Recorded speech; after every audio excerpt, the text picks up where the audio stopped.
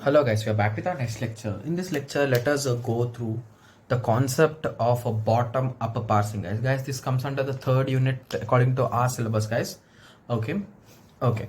So basically, in our last series, we have discussed about top-down parsing, right? So you started at the root and you reach it till leaves.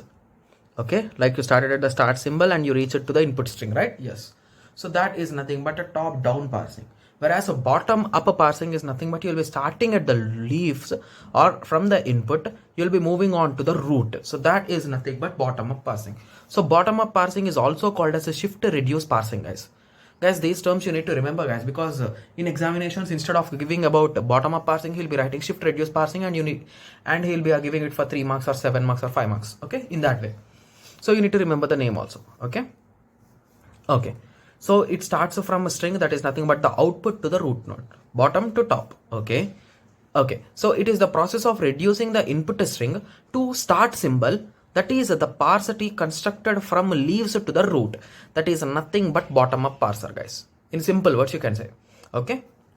So in bottom up parsers we are having the LR parsers, guys. So these are also called as LR parsers.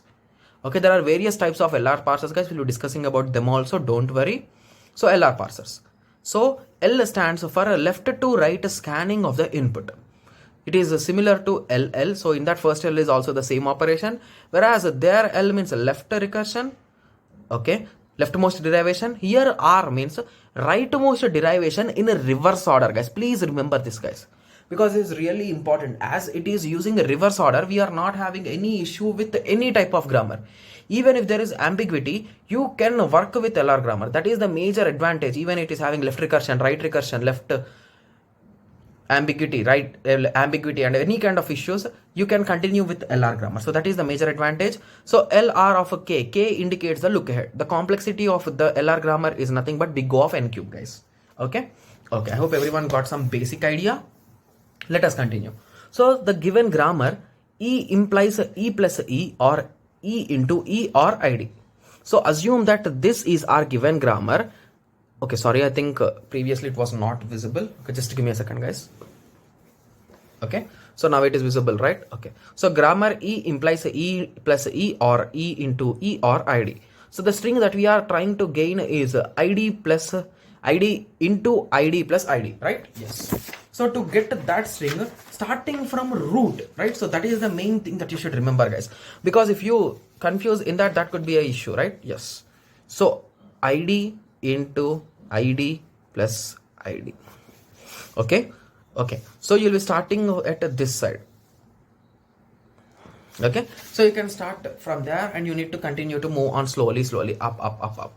Okay, so initially you'll be converting this into E, and again this into E, and again this into E, and here you are having an into operation, and here you are having a plus operation. This into will be converted into E, and this will be converted into E. At the end you'll be getting in that way. So if you write, just to write it in the terms of grammar, it will be in this way. So ID into ID plus ID, this ID is converted into E, and in this step this E is converted into E. These two will be converted, sorry, this will be converted into E, and these two will be converted into E. This will be converted into E, and E plus E is nothing but E. Okay, so in this way then you will be getting E as the output.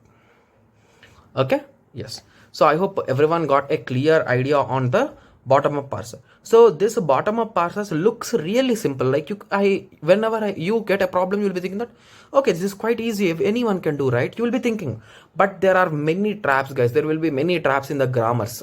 So that is the reason why you should have some concentration while doing this.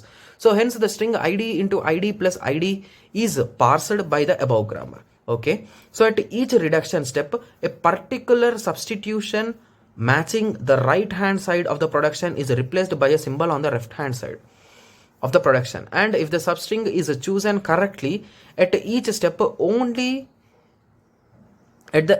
when we select the appropriate step, only at that moment we will be ending up at the root. So any kind of misassumption could lead to an issue, guys. Okay, so I hope everyone got a small idea. So let us take an example in which you will be ending up at a trap, and in one case we'll be doing it in a proper way. Okay, so the example is S implies A small a capital A B E, A implies A B C, or B implies D. So the string that we are trying is A, B, B, C, D, E. Okay. Okay. So initially at S we are having only one possibility. S implies small a, capital A, B and E, right? Yes.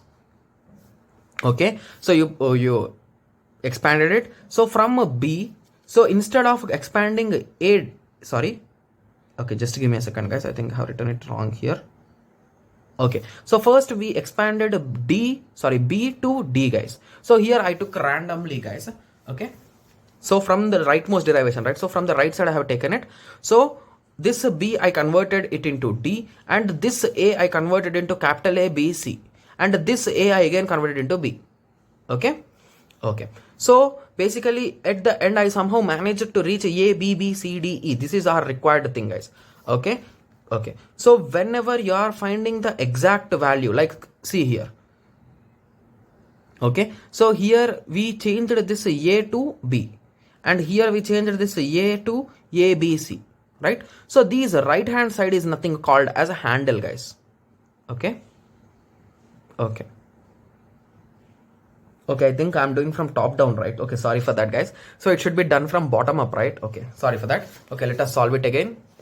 Okay, sorry for that, guys. I was a bit confused. Okay, so A, B, B, C, D, E. So just give me a second. I'll be removing the book. Okay, I'll be taking one more pen so that will be clear for you. Okay, so the input string is A, B, B, C, D, E. Okay, and the grammar, I'll be writing the grammar this side, guys. S implies A, B, E. A implies A, B, C, or D. B implies D. Okay. Okay, so this A we are having here, but we cannot confirm this part because the next parts are capital and here we are having small. Okay, so from here I can say that this B and this A are same. Okay, so I'll be converting this into capital A. Okay, so here I used this production, right? So this B is nothing called as a handle, guys. So what you are substituting is called as a handle. Okay. Okay, so now we are ended up here. Okay, so from here if you observe, this is matching exactly with this. So let me convert this into capital A. So A, D, E. Okay, and now this D can be converted into B. Okay, E. Okay, so exactly this is matching. So at the end I ended up with C. Yes, so at the end I reached to the root node, right? Yes. So you might be thinking that, okay, luckily you got there, but there are some traps, right? You are confused, right? Yes. So let us try entering into some traps. D, E. So we cannot convert this A, but this B can be directly converted into A. So I'll be converting these twos into A, guys. Oh, A. Okay. Okay. And then I'll be converting this D into B. Okay. So instead of writing like that, A, C. Okay, then this will be converted into B and E. So at this point, you're just stuck there, guys. You cannot go anywhere, right? So this is somewhere you went wrong. So in this way, so that is the reason why the bottom up parsers are a bit tough to construct, guys. So that's what I have just written here. So even you can write the production rules, guys. Guys, sorry for the initial part when I did from top to bottom. So please avoid watching that. Okay. Okay, so similarly, we have tried from bottom to up. Again, we faced this issue. Okay. Okay, so I hope everyone got a clear idea about bottom-up parsers. So in the next lecture, we'll be discussing about its various types, and we will be starting with its first type, that is nothing but LR0, guys. Okay, so let us meet in the next lecture. Thank you. Thanks for watching.